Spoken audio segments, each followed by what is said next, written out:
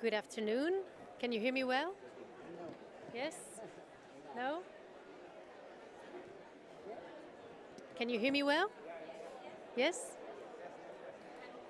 Okay. Buenas tardes. Good afternoon and welcome. I'm Natalia Uribe, Secretary General of Regions 4. Regions 4 is a global network of regions of subnational governments working together for ambitious climate, biodiversity, action and localization of the Sustainable Development Goals. It's a pleasure to facilitate today's session on evaluating sub-state government adaptation strategies, advancing territorial climate justice, organized by the government of Catalonia and Regions 4. So as we face the reality of falling significantly short on emission reduction targets, and as we experience more frequent and devastating extreme events worldwide, and being in the Spain pavilion, our thoughts are also with those affected in Valencia region recently, the urgency for adaptation becomes increasingly critical. Adapting to climate change, as the latest UNEP Adaptation Gap report reminds us, must shift from reactive approaches to being more anticipatory, more strategic and transformational. With the establishment of the global goal on adaptation at COP28, the international community is increasingly turning its attention to the challenges of effectively measuring adaptation efforts. Measuring adaptation, as we are aware here, remains a complex issue, as it spans across sectors, actors, and contexts that are unique, local realities and specific challenges. This diversity makes it difficult to develop common metrics, but also presents the opportunity for more qualitative approaches tailored to local needs. We firmly believe that subnational governments have a critical role, both in developing adaptation actors in the territories, but also informing global adaptation processes. As the level of government closer to the territories, more in proximity with the people, subnational governments are uniquely positioned to effectively tackle the different social, economic and environmental challenges of rural and urban realities, and also thanks to the competences they have, they are also able to engage with municipalities, with local communities, and to generate specific culturally appropriate solutions from the bottom up. So they're not only implementing the global goals, but shaping ambitious policies and incubating innovative solutions. Over the past year, Regions 4 and our members, we have been contributing actively to the development of the UAE Global Resilience Framework. Along with the Committee of European Regions, we have co-led the Adaptation Working Group of the Local Governments and Municipal Authorities constituency within the UNFCCC.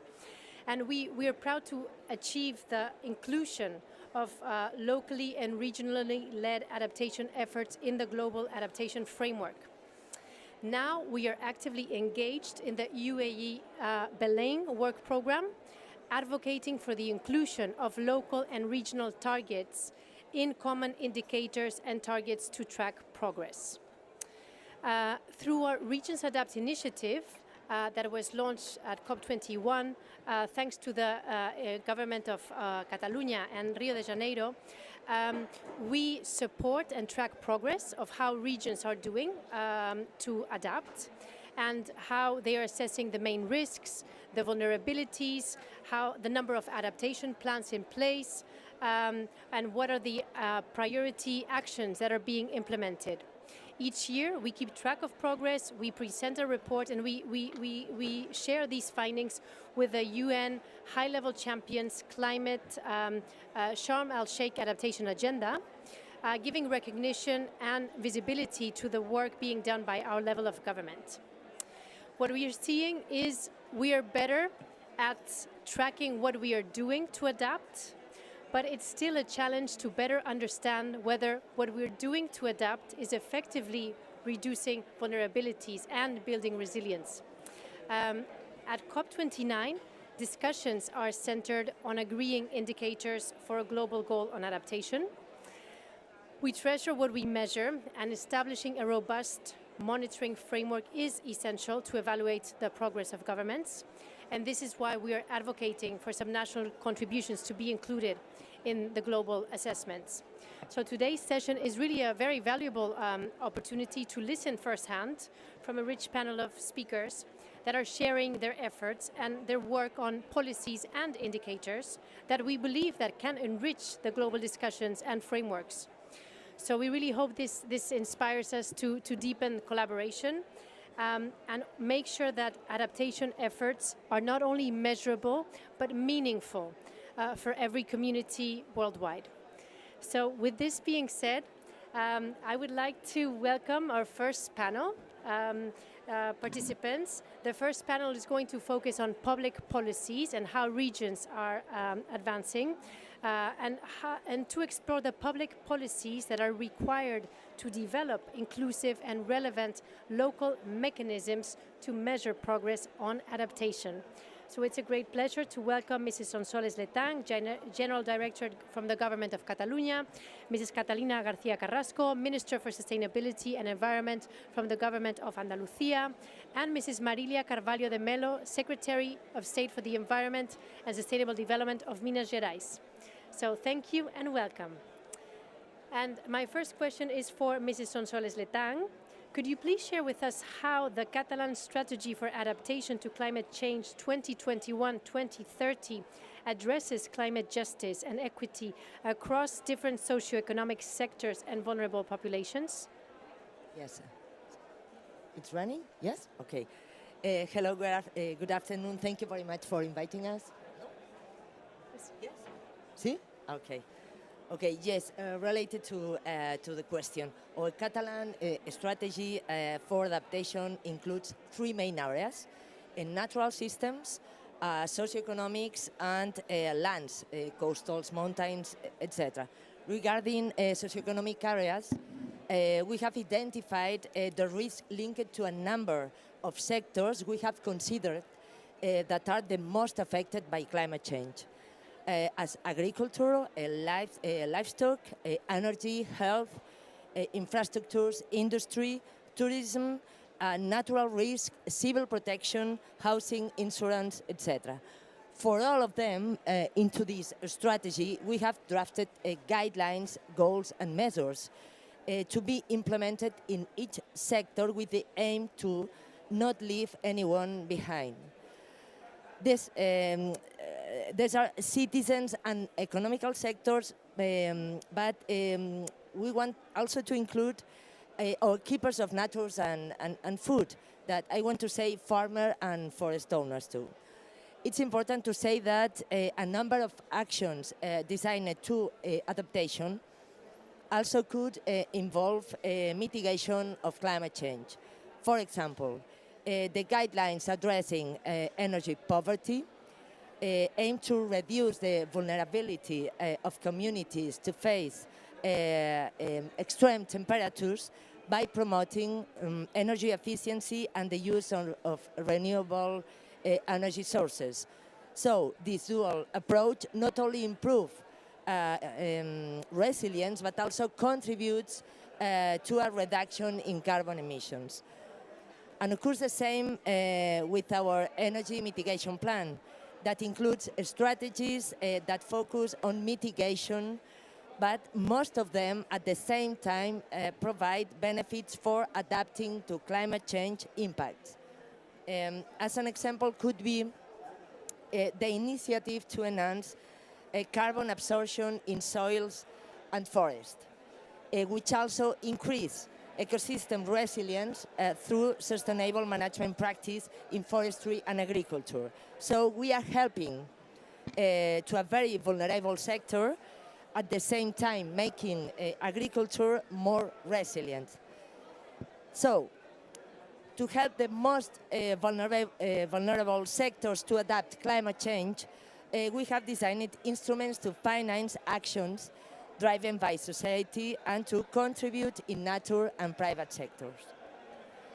The most important for us is our own climate fund, that is an initiative of the government of Catalonia designed to invest in public and private projects focused on mitigation and adaptation. So the fund's budget is fed by taxes on carbon emissions from vehicles and taxes on installations that have environmental impacts. We are also making available low interest loans to private sector, offered from the Catalan Finance Institute, that is the public bank of the government of Catalonia. So we offer these loans to the private sector for investment that contribute to mitigation and adaptation. We have also subsidized for citizens and private sectors on energy efficiency, water efficiency, to implement renewable energy, and most of them are fed by European and next generation funds. But we are actually putting in use, and we are very proud of this, a verified market for climate forestry credits to facilitate the buying and selling of carbon credits generated from the benefits of sustainable forest management practices. So it is an adaptation action too. This practice enhance carbon absorption, increase groundwater levels, improve biodiversity, thereby providing benefits for mitigation and adaptation. At the same time, we are helping to a very vulnerable sector to climate change, farming and rural citizens in general. In Catalonia, we have a lot of villages that have less than 1,000 citizens, so are rural villages. For ending our main tools on adaptation, I want to explain to you that we have granted actions in mitigation and adaptations to be implemented in municipalities. In Catalonia, we have more or less 1,000 municipalities, so we have had to put a lot of money inside. And we have been giving more than 80 million euros. And finally, I would want to say that it is very important to monitor how are we going in adaptation. That's why we have been working on an adaptation indicator to a very interested project that Gisela Torrents, that works with us in the government of Catalonia, is going to explain to all of you after our panel. Okay, that's all. Thank you very much. Thank you so much. Thank you. Thank you. It was very interesting to hear more about that dual approach that Catalonia is doing, bringing together mitigation and adaptation. And as you were mentioning, to leave no one behind. And also to know more about some concrete instruments to finance the actions using your own climate fund, your own the climate bank, your bank, and providing incentives to the private sector as well. So thanks so much for sharing that with us. We are now moving to our next speaker, who is Ms. Catalina García Carrasco. Could you please let us know more about how Andalucía has developed and implemented measuring systems for its adaptation policies, and what challenges has the region faced in this process, and what would be some key factors for effective monitoring? Thank you. Thank you. Mrs. Natalia Uribe, thank you to organizers, the government of Catalonia, CREAS, and Regions for this kind invitation to Andalucía in adaptation. Andalucía faces significant climate changes and water-related and biodiversity loss. In response, we had developed policies and initiatives for measurable progress.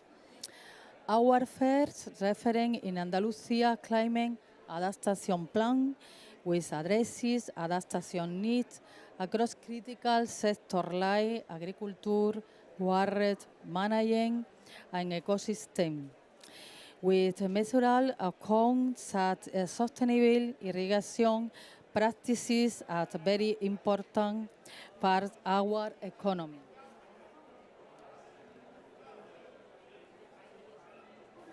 By monitoring water issues and growth, we can see in the practice are effective reducing water consumption while supporting agriculture productive. We had the Andalusia Air Quality Plan to improve air quality through emission reduction, clean transportation and popular monitoring along Andalusia territory. We can mention that in cities like Sevilla and Málaga, we are introducing low emission zones to reduce traffic pollution. We have regular monitoring and publish report on air quality data. This lets us trace our progress in creating healthy urban environment. I must also mention the Andalusia Emission Compensation System, SACE, and the Emission Compensation Projects catalog both arcade our approach to emission climate adaptation. This enables business and organizations to avoid the carbon emission by investing in local environment projects that contribute to carbon reduction. The catalog provides a list of approved compensation projects, including reforestation, renewable energy initiatives, and soil restoration efforts. With this, we help local engagement in emission reduction and monitor the impact of the seed investment on Andalusia environment resilience. To conclude, we have the Andalusia Climate Observatory essential to our adaptation strategies. It allows us to monitor climate variables, return soil, moisture, and temperature in real time. This observatory provides data that support informed decision-making and help and hosts our policies in response to new climate trends. For example, this data help improve water management in drought areas. These are some main examples of Andalusia public policy that's looking at how the advance in adaptation measures which are transparent, measurable, and respond to regional needs. Thank you. Thank you. Thank you so much. Thank you so much for sharing those policies and initiatives from Andalusia, for example, monitoring air quality or your emission compensation system that helps to invest in local environmental projects, and also how observatories like the Climate Observatory can monitor variables that are very critical for decision making, for example, in relation to drought areas. So thanks so much for that. And we are now moving to our next speaker, who is Mrs. Marilia Carvalho from Minas Gerais. Could you please share with us, because the government of Minas Gerais includes climate justice as a key pillar of your adaptation and climate strategy. So how are you incorporating this principle into your efforts, and what methods are you using to measure progress, particularly for vulnerable communities? And what are some main barriers and considerations that you could share with us all? Thank you. Thank you very much. Good afternoon to everybody. I would like first to thank Regions 4 and the Spain government to invite us to be here to present a little bit about our experience in Minas Gerais state. Minas Gerais is one of the 27 federative unities in Brazil, being the fourth largest state in territorial area and the second largest in number of inhabitants. We are located in the southeast region of Brazil. The state is the second largest economy in the country and was the first subnational government in Latin America and Caribbean to join the International Race to Zero campaign 2021. We have finished our plan last year and now we are implementing it. In our climate action plan, there are 35 priority and synergic actions of mitigation, adaptation, climate justice, and innovation. Climate justice, as one of the axes of Minas Gerais State Climate Action Plan, seeks to link human rights and low-carbon development to achieve a woman-centered and environment-friendly approach, salvaguarding the rights of the vulnerable people and sharing the burden of climate change and its impact equitability and fairly. Climate justice responds to science and recognize the need for equitable stewardship and world's resource. In this way, actions aligned with climate justice contribute to reduction of historical inequalities and are also associated with the guideline and access presented in the state plan. We have already some action. We have some actions going through in the climate justice axis in our plan. I'll give some examples that I think it's important to share with all you. One of our goals is to reach 50% of municipalities in the state. We have 853 cities in our state with actions of environmental health surveillance program related to risk raising for natural disasters implemented. We already have all our cities with the climate vulnerability index. 52% of our municipalities are in high or extreme degree of vulnerability. And this region is our focus, especially for climate justice actions. We have another goal in an action being implementing 150 projects of access to quality water for human consumption through the sustainable use of groundwater, especially in our semi-arid area. We have finished the first phase of this program, which will invest 23 millions of reais, and we implement 69 water consumption systems in rural areas. Now we are starting the second phase with more 22 million of reais to be invested and 26 rural areas to be attended with this program. We are developing together with the State Department of Education in our state a project called Gota d'Água, that in English is drop of water. The main objective of this program is to ensure the quality of water consumed in all states schools in Minas Gerais.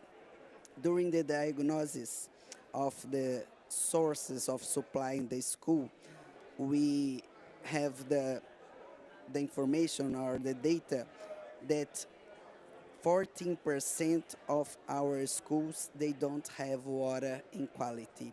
So we start to develop this program to guarantee the health of our children in our school, and it's planned to invest 150 millions of reais too.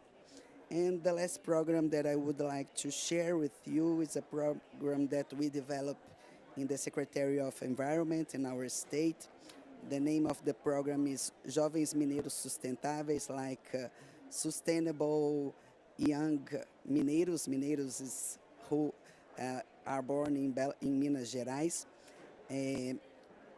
We have partnership with municipal governments and other institutions, and this program consists of a set of environmental and humanitarian education activities whose general strategy is to train professors through the provision of a distance education course in the subjects quality education, drinking water and sanitation, affordable and clean energy, sustainable cities and communities, responsible consumption and production, combating climate change, life underwater, life and on land, partnership for goals. It's related to the SDGs goals. So this program is aligned with the SDG goals. So we have already achieved about 200 municipalities and 500 schools in all our state, helping these kids to be more informed and to be a social, to have a social importance in the change of their behavior, their families' behavior. That's it. Thank you. Thank you. Thank you so much. Yes, it's really interesting to see how Minas Gerais is including bringing together mitigation, adaptation, climate justice, and innovation as key pillars of your climate strategy. And also how you are working together with 853 municipalities to develop the Climate Vulnerability Index, and how that vulnerability index is what you're using also to prioritize where you begin to work, right? So focusing on the most vulnerable. And it's also quite interesting the work you're doing around education, awareness raising in schools with the education sector and young people as agents of change. So thanks so much for sharing. Thanks so much to the first panel of speakers. We're applause to them all. And then we're now going to ask the next round of speakers to join us in stage. Our second panel discussion, we're moving from policies to concrete indicators and measurements. How do we measure progress? What kind of indicators can be developed at the regional level?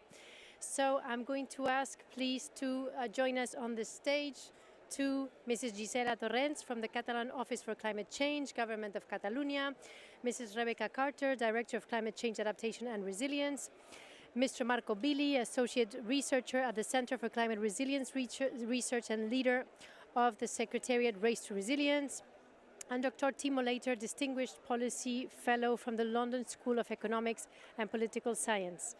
So thank you so much to all of you for joining us. Welcome. And I would like to begin with Gisela, with Ms. Gisela Torrents from the Catalan Office for Climate Change. To know more about, we heard from Sonsoles earlier on some on the policies, strategies, and some of the financial mechanisms. And now we would like to know more from you. How has the government of Catalonia developed a global indicator of climate change adaptation, and how has this process been, and how does it take into account the most vulnerable populations? Thank you so much. Well, thank you very much, and thank you for being here this Saturday afternoon. It's exhausting for all of us. As our climate change director was saying, we already have, and we have designed, and we have approved in Catalonia the regional adaptation strategy for 2030. And in this document, we said that it would be useful for the government to every 4 or 5 years, something like this, it would be useful for us to analyze the level, if we were improving our level of adaptation and our level of resilience, right? So following this part of the strategy in 2014, we designed what we call the Global Indicator on Adaptation. And I want to share like the insights of this tool, because this tool serves not only to monitor and evaluate Catalonia's capacity to adapt to climate change, but also we are using this tool to know better which type of policies we need to apply and where do we need to apply it, and to be in more touch with our citizens and also with our territories and economies and infrastructures. So we analyzed our adaptation level in 2014 and then again in 2019, and now we are doing it again. And with each upgrade, with every update of this indicator, the indicator has grown, and now we have a more like refined, and we have incorporated new indicators and new methodologies in it to capture like the biggest picture of how well we are addressing this challenge in Catalonia. So we have made 2 analyses, as I was saying, and we saw that our policies of the strategy, in fact, helped Catalonia to be more prepared to combat the impacts of climate change. And now, in the 2024 iteration, we have significantly expanded our scope, and we have included 32 more indicators. We had, in the last version, 42 indicators, and right now we have 74. So this study is the most comprehensive assessment that we have to date. In Catalonia, and I would say that maybe in Spain, I think that it's a good tool, and it's a pioneer tool around the world, I would say. And our analysis right now include, for the first time in 2024, indicators especially designed to measure climate justice. So recognizing the need for a fair solution to address the vulnerabilities of all communities. So Catalonia has long recognized that the climate crisis is not just an environmental crisis, but also a social one. And by integrating the climate justice into the assessment that we are doing, we have reaffirmed our commitment to address not only the technical issues that we have in Catalonia, but also the ethical dimension of adaptation, right? So in Catalonia, we have heat waves, we had drought, and we will continue having this kind of impacts of climate change. And we know that this affects in a disproportionate way to marginalized groups or vulnerable groups, amplifying the existing inequalities that we already are seeing in our streets, right? So we're talking about gender, but we are also talking about children, elderly people, people who is suffering from illness. And we are also talking about undocumented migrants, for example, or poor people. So for the first time, right now, we have this kind of analysis with the climate justice integration. And yeah, we are not only like evaluating the adaptation capacity of companies and the economical sectors and territories, as our director was saying, but also evaluating the capacity of resilience of the citizens, of the people, of the families, right? For doing this, we based our indicators in the human rights. For example, the right to water and sanitation, but also the right to health and the right to energy and housing. And for each human right, we selected from 1 to 5 indicators that could somehow be related to this human right. And for example, for the right to housing, we are evaluating in our assessment how much of a normal salary is intended to be for paying the rent, for example, in Catalonia. And for the right to energy, we are also studying how many people are unable to keep the right temperature of the houses. And we know that we will suffer from some things, so we need to maintain the access of the people to right temperatures, but also like fresh water and the basic needs that we all have. Another example is the indicator on poverty. We are studying how many people is in Catalonia living in a state of poverty.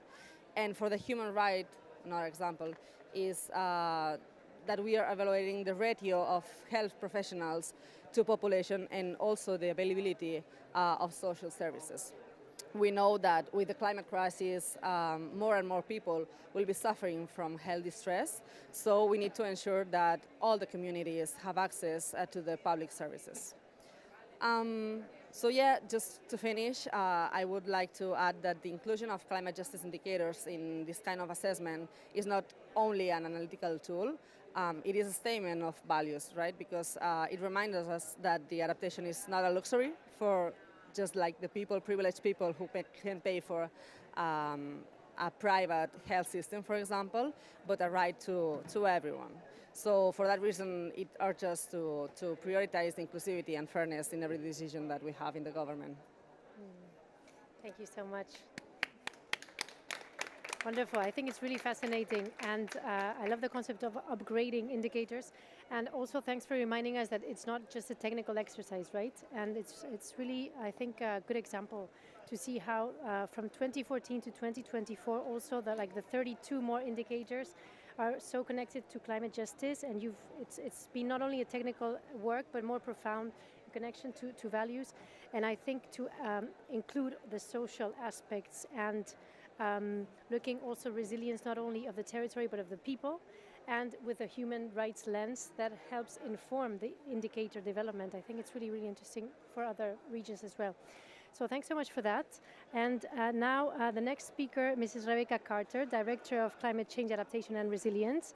WRI has extensive experience supporting various actors, including local and local governments, in establishing locally led adaptation actions. So we wanted to hear from you more about how you measure success and how could this be replicated to other actors like regional governments. Great, thank you very much.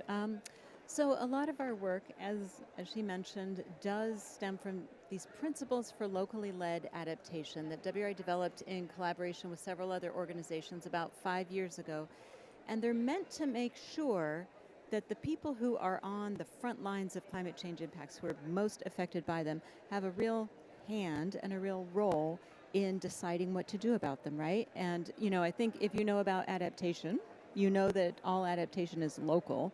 It's oftentimes local people who have to actually do something different to implement a policy at the state level or the national level. So these are kind of our guiding principles. I do think they're quite informed by climate justice. And in looking through them, I think they could be actually turned into a set of indicators. So I'm going to read you through some of them. I won't go through all 8. So they include things like devolving decision-making power and budgetary authority to the lowest appropriate level. So in other words, does it really need to be a decision of a state government or a national government, or could it be a decision that's better made by municipal authorities or even at the neighborhood level? So the idea that the people who have, who are experiencing the impacts need to be the ones who are making decisions as much as possible, as much as makes sense. So, you could ask questions like what progress has been made on devolving decision-making power to the lowest appropriate level. And yeah, I think I covered all of that. Another one, access to finance. So how is the money flowing? And are local governments and even, municipal governments, even neighborhoods, able to access funding, right? And is that increasing? Do we have things like small grant programs that put the funding in their hands and kind of empower them to make decisions about how they can best build resilience? I think you mentioned how well are we addressing structural inequalities faced by women, youth, children, people with disabilities, people who are displaced, indigenous peoples, and marginalized ethnic groups? How many of our policies specifically recognize their unique vulnerabilities and are designed to meet their needs? Another one that you could consider is how many or what percentage of our policies are designed to address gender-based economic and political inequalities that are the root causes of vulnerability? You could measure participation of vulnerable groups and marginalized individuals in these decision-making processes around adaptation. You could look carefully at, are you identifying the most vulnerable locations and making sure that they are getting the support that they need, rather than, what we see at the national level often is that the national capital gets a lot of the funding. The central business district is going to be well protected, right? Because that's where the most valuable assets are, and oftentimes informal settlements end up getting neglected. So guarding against that. Another question, how well are we supporting long-term development of local governance processes, capacity, and institutions to more easily access funding and adapt? And so a lot of it has to do with like measuring how the capabilities of local institutions are increasing to participate in adaptation. And then there's a set of questions or indicators around ensuring transparency and accountability, which are of course also very important. Are we making processes of financing, designing and delivering programs more transparent and accountable to lower level stakeholders? Do they know where their tax dollars are going? Do they know how they're distributed geographically among different groups against different types of climate threats that they're facing? And finally, I'll mention the importance of effectively collaborating across sectors. I mean, what we often see is that this department or this ministry is off on their own corner, just thinking about their specific area of influence. And that doesn't work very well when you're thinking about something like water, which flows, underlies many different aspects of a state, a community, so things like health, agriculture. There's a whole range of different areas. And if different departments or different ministries are not talking to one another, you're going to have a lot of redundancies, but you're also going to have gaps. It will not be very efficient. So I think that's the final one that I would mention, the importance of really encouraging this kind of cross-sectoral collaboration to avoid duplication and enhance efficiencies and good practice. Thank you so much. Thank you so much for sharing those principles, importance of co-creation and decision-making at the most appropriate level, and also transparency, accountability, and a key aspect about also addressing the root causes of vulnerability, right? So thanks a lot for that. Let's move to our next speaker now, Mr. Marco Billy. And we wanted to hear from you more about how the Race to Resilience, led by the high-level climate champions, has developed the Sharm el-Sheikh Adaptation Agenda, the Race to Resilience Metrics Framework to track non-state actors' progress towards building resilience for 4 billion people by 2030. And what lessons have you learned from measuring these resilient actions, and how could this be used to inform global policies? Thank you. Thank you. Yes, well, first of all, for those that don't know them, Race to Resilience and the Sharm el-Sheikh Adaptation Agenda are a global initiative led by the champions to try and articulate the work of all non-party stakeholders across the globe, including subnational actors, in advancing towards a more resilient world with a people-centered and systemic goal. Now, we know that adaptation is context sensitive. It's something that's definitely Timo will say more about that. There are many ways to achieve it. There are many ways to measure it in different sectors and actors. But at the same time, we do need comparability. We do need to understand better what works, what are the lessons, what are the joint progress that we can have. And so for that, the Race to Resilience has developed a metrics framework, which is based to try and bridge this diversity of approaches, the diversity of contexts, creating comparable metrics across contexts, across systems that are based on a systemic approach that tries to understand what are the key elements, the key factors, the key drivers that are vulnerable and are valid for all the different systems. And the same thing can be said in some way on the Sharm el-Sheikh Adaptation Agenda. Particularly, the Sharm el-Sheikh Adaptation Agenda has 45 key outcomes with measurable indicators for 6 key systems and 2 enabling pathways, which are all aligned with the global goal and adaptation. These include food and agriculture, health, human settlements, coast, oceans, infrastructure, water and nature, and cross-cutting enablers are planning, finance, and policies.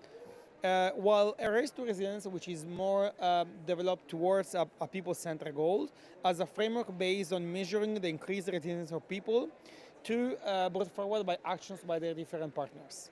For that, it has developed what we call resilience attributes and enabling conditions, which are a series of proxies of change that can be used to understand what kind of impact, in terms of qualitative impact, the different actions are having in creating conditions that make people more resilient. This comes from the literature, this comes from a systemic approach in which we know that, for instance, equity, assets, flexibility, redundancy, learning, agency are all factors that no matter the context, no matter the system, are always important, but that can of course be brought to specific indicators in different contexts and systems. So these work more as a general proxy, transversal proxy that helps translate and compare results across systems and different approaches and contexts. Moreover, both Sharm el-Sheikh Adaptation Agenda and the Race to Resilience integrate one with the other, interchanging data, interchanging information, tracking these some scenes of change together, particularly what we call the enabling conditions that are more like indirect impacts, for instance, in mobilizing policy, mobilizing finance, mobilizing communication and empowerment, which are all enabling conditions for any other actions to occur in the future. The Race to Resilience has been existing for like 3.5 years. The Sharm el-Sheikh Adaptation Agenda for 2.5 years. So there is a little bit of practice now across many communities and many actors that have taught us that this is working. We have data explorers, we have reports that we've been making through the years that show how the progress is occurring, what kind of practices are working, how the world is slowly changing towards adaptation. But there are also some things that need to be improved. Of course, we have to mainstream the way in which we get our data. We have to make it easier. We have to connect with existing sources of information. We also have to create more capability for reporting and more monitoring evaluation system at the level of the different organizations that report to us. Because really, access to data and capability, and also political will to say in some way of actually using part of the time, part of the resources to gather data is very important to manage, because in adaptation there has been a little bit of custom of using all that I have in doing the action and not using much time to report, because the reporting has always been seen as losing part of the pressure resources that we have. But really, if we don't have a clear assessment of impact, it's very difficult to understand where we are, what is working, and to drive more effort, and also to attract more finance, which is also something that we need. So in this sense, what we have been doing is that we are working into improving this in the future. In the case of the Sharm el-Sheikh Adaptation Agenda, there will be a consultation process which will be built in early 2025 to keep improving this. In the Race to Resilience, we will keep improving the connection between the race, the Sharm, and other global processes, such as the Global Climate Action Portal or NASCA portal or the UNFCCC, the work that we're doing with the RPI initiative, with CDP, with Regions 4 and other key actors are happy to try interchange data, interchange information, interchange reporting practices, and keep advancing together into making the action on adaptation more ambitious, more implementable, and also more robust and more trackable in the future. Thanks. Thank you so much. Thank you so much.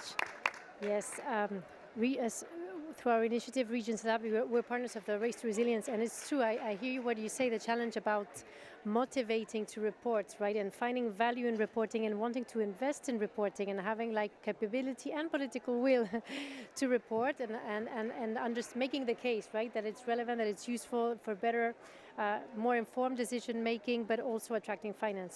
So yes, we hear you there. Thanks so much for sharing that. And now over to our next speaker, Dr. Timo Later, distinguished policy fellow from LSE and co-leader of an expert group developing adaptation indicators. So we are very grateful for you joining us today, because we know that you're very engaged in the negotiations as well. So if you could please share with us what are the latest updates in developing indicators for the global goal on adaptation. And also, drawing from your experience, if you could share some recommendations on how to better connect the work that's being done at the subnational level to other national adaptation monitoring and evaluation systems. Great, thank you very much, and thank you very much for having me. You know, this event is great because if I reflect on when I started working on adaptation M&E in 2010, that's 14 years ago, I was working with local governments in Australia, and there was hardly anything happening worldwide on this topic. And now we have this dedicated side event, which is great. So it's great to see more and more sub-national adaptation M&E systems coming up. So we can connect different levels. We have the global level, we have the national level. Let's start at the national level. So by now, 87% of all countries have a national adaptation planning instrument. This can be a NAP or a national adaptation strategy, and approximately 60 countries have a national adaptation M&E system. So they're trying to track, okay, what mainly it's about implementation. Are they implementing what they're saying in the NAP they would do?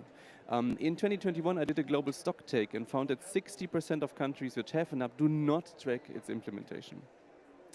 Those countries that do track its implementation focus mainly on, okay, what's the completion rate? Are we doing the activities? But they don't really focus on what's the effectiveness. Are we actually making a difference? And in the Adaptation Gap Report 2024, which was actually will be here launched on Monday, but has been published already, we looked at the countries which assess the adequacy of their adaptation actions, and only 5 countries worldwide are doing that, and all 5 of them found that their own NAPs are totally inadequate in light of the risk. Therefore it's important that we need more ambition across the board. But we also need to be mindful these national adaptation M&E systems cannot do everything. They cannot measure Catalonia's specific context, right? They cannot measure a city's specific context. And therefore, it's very useful to basically complement first of all, have a functional NAP M&E system and complement it through a regional or a city-specific one. And then, of course, there's the link to the global level. So it's great to see more and more of that. And so I'm thankful to Regions 4 because we've been collaborating on the Adaptation Gap Report this year. We have a chapter on subnational adaptation M&E systems that we did in collaboration with Regions 4. So to get more attention to the importance of regional and subnational adaptation M&E systems, while being fully mindful of the capacities of cities. So many secondary cities and smaller cities, they don't have specific experts on adaptation. So maybe they can draw on frameworks like the Race to Resilience framework or the framework from Catalonia, but that's another issue. And so they definitely need guidance from their regional government and incentives to do this work. And then ideally there should be a link between the national M&E system and the regional or local one. But that link needs to be pragmatic. We typically don't have, a very complex framework with standardized indicators or something. Pragmatic and useful, so that whenever the national government reports, it takes into account the findings from subnational governments, whatever information is available. The link to the global level, so we are now developing indicators for the 11 targets under the global goal on adaptation. There are a number of expert groups, one of them I co-lead, and actually I was just in the negotiation room where we are still waiting for concrete guidance. So countries are finally converging that we should have global indicators, which makes sense because it's global goals. But so far they had not agreed on that. And we had still this year, we had these thousands and thousands of indicators in a database that we were asked to refine. And now countries have understood that this doesn't make sense, and now they're talking about a much smaller number of indicators for each of these targets as global headline indicators. They're talking about 1 to 10 per target, which would make this much more manageable. So we're hoping that they agree on this, and there's some, agree on the criteria that we are using. So these, and also on the purpose of these indicators, and who would report on them? Is it countries or is it the UNFCCC Secretariat? So what we're hoping is that they agree that the second global stock take, which will take place, or which will conclude by 2028, that will use those indicators to track global progress. Because the first global stock take, which concluded last year in Sharm, didn't say much about adaptation at all. So that's what we hope. Nevertheless, these indicators will be quite different to the local indicators or even the national indicators. So there's talk about a second set of indicators which is much longer but voluntary, where countries can pick and choose if it fits their context. That list will be very long and not very edited. So the focus of our expert groups is to get the global ones right, to make sure they don't send the wrong signals, to make sure they are meaningful. That's the challenge we are facing. But these global ones don't really guide the local ones. The local ones should be context specific and location specific. Thank you. Thank you. Thank you so much. Thank you so much, and we really appreciate that you could join us here today because we are aware that you're so engaged in the discussions. And yes, we do agree. It's quite alarming to understand, the challenge of not tracking already, and then that what we're tracking is not actually measuring impact and how low the adequacy was reflected in what you were researching. So yes, that gives us a lot of food for thought and action as well on our side.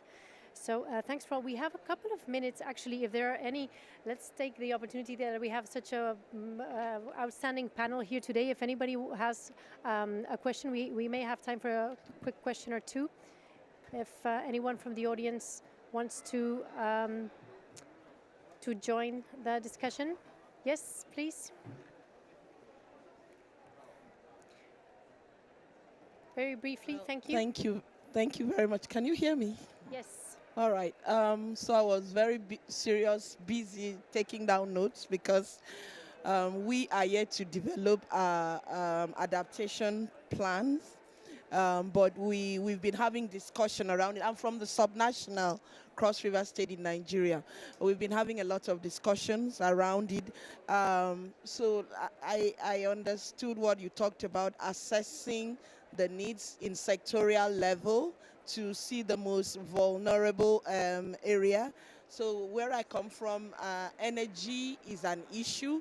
And so we are targeting decentralized energy systems where the vulnerable, the least of people can at least have access to off-grid electricity. So it is both mitigation and adaptation at the same time. So I thank you very much. And I want to know, I don't know if everybody seems to be from a national government, right? So I want to know, what are the challenges you have integrating with your subnational government, because the needs are different, and where the resources are limited, which resources is always limited, how do you distribute this to finance the different mitigation, adaptation programs for each sub-region? Thank you. Yeah, just to be clear, the World Resources Institute, where I'm from, is not a government. We're a non-governmental organization. We do work all the way from, kind of the global level with things like UNFCCC negotiations to the national level and then down to the subnational level. So, we spend a fair amount of time on this question of like, how do you get from national in particular down to local level, and, trying to provide guidance on how to do that, but we don't actually have the funding ourselves. Any other? Yes, quick last. Yes, last question. I was just wondering if, in any of your cases, you have a system of participation of indigenous people, or just from people of the rural communities, in order to take into account their opinions when designing those actions, when designing those plans. Thank you. I can say a word on that. That is exactly what these principles for locally led adaptation that I mentioned are meant to get at, right? And they're based on the idea that, it is local communities and specific groups of people who best understand their reality, right? And, they're the ones who know how climate change is affecting them. And oftentimes, they're already, stepping up and adapting even without support because they have to. So, what we would encourage with these principles is that they be given decision-making power, right? So it's not a higher level government that is necessarily telling them what to do, but so it is more of an interchange where the national government says, these are the things we think we need to achieve, and the local government or indigenous group or community has more power to say, here is how we think we should achieve them, right? These are the types of solutions that we think we would work best for us. Maybe they have kind of a list of options and they're able to say, that does not make sense here, that's not going to work, but these might, or here's something we're already doing. And, one of the coolest things that happens sometimes is that when you surface those local solutions and then you share them, everybody learns more, maybe there are two places that are far apart geographically but have some similarities, and if they have the chance to kind of listen to one another, there can be a lot of good that comes from that. Yeah, just to complement two things. So first, the Race to Resilience partners all have a commitment also to local adaptation in many ways. So all of our partners in a way or another also do that. One example that comes to mind particularly como inspiring, maybe Roof Over Our Heads, that is a new partner of the campaign but has been collaborating for us for a long time in different ways. And that in many ways what they do is that they mix in some ways scientific knowledge with local knowledge to try and define together with the community what's the best solution for them to answer different kinds of risks that they live in, like cities. And then this information is also sometimes used to learn and bring up practices that can work. And this also links up to the previous question about finance. Like, we are definitely not a national government, so we don't do division of funds, but we do know that finance is one of the key enablers, the key means of implementation for all adaptation to happen. And one thing which is very important for finance to arrive is that, first of all, finance must come partly from states and from international funds, but it won't be enough. We also need to create mixed, blended finance mechanism, also using finance from private actors. And that finance and also public finance will be very difficult to mobilize more than we have so far if we don't get into clear understanding of what kind of actions work and what do not work. If we don't have measures, if we don't have indicators that can be applied to the different levels in a way which is at least to some degree comparable, because finances need to compare, even if it also they need to be content sensitive, because otherwise it doesn't make any sense. If we are not able to bridge that, we won't be able to move the finance that is needed, we won't be able to select the best actions, we won't be able to learn, and finally to answer the threat that climate change is making for us, and particularly for the most vulnerable communities. Thanks so much. We don't have time for more, but thanks so much to the speakers today. It has been a fantastic discussion. As we heard from Timo and also saw through the Catalan experience, this is an issue that has been developing a lot in the past years. So let's continue to share the unique, the critical contribution also from the local, from the subnational, both quantitative, qualitative, to feed the global discussions and the global progress. So thanks to all participants, speakers for sharing their experiences. And let's continue to make sure that adaptation continues to be high in the political agenda and that efforts are truly meaningful, that are truly adequate, that are truly transformational, and that we better understand that what we're doing to adapt is effectively working, is effectively reducing vulnerability and building resilience, and that we build resilience from the territories with people and nature at the core. Thank you so much to everyone.